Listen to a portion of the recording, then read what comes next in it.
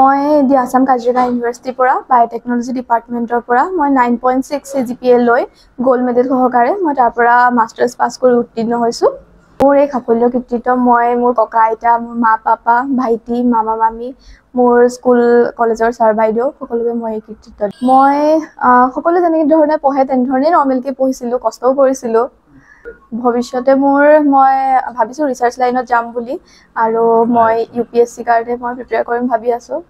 নতুন প্ৰজন্মক মই এইটোৱে ক'ম যে ভালদৰে পঢ়া শুনা কৰিলেই সকলো ঠিকেই হ'ব, ডেইলি কাম কৰি গ'লেই হ'ল। পিতৃ হিচাপে মই যথেষ্ট গৌৰৱ অনুভৱ কৰিছোঁ, যিহেতু আমাৰ অসমীয়া মাধ্যমৰ বিদ্যালয়ৰ পৰা আজি গৈ মাষ্টাৰ্ছ মানে সুখ্যাতিৰে উত্তীৰ্ণ হৈছে কাজিৰঙা ইউনিভাৰ্চিটিৰ পৰা। তাৰ কাৰণে মই যথেষ্ট গৌৰৱ অনুভৱ কৰিছোঁ, যিহেতু আমাৰ অঞ্চলৰ এটা গৌৰৱ, বিদ্যালয়খনৰ এটা গৌৰৱ, আমাৰ পৰিয়ালৰ এটা গৌৰৱ। যিসকল পিতৃয়ে চৰকাৰী বিদ্যালয়ত শিক্ষকতা কৰে, কিন্তু ল'ৰা ছোৱালী তেখেতলোকৰ সন্তানক সেই চৰকাৰী বিদ্যালয়ত পঢ়াবলৈ অনিচ্ছা প্ৰকাশ কৰা দেখি আহিছোঁ।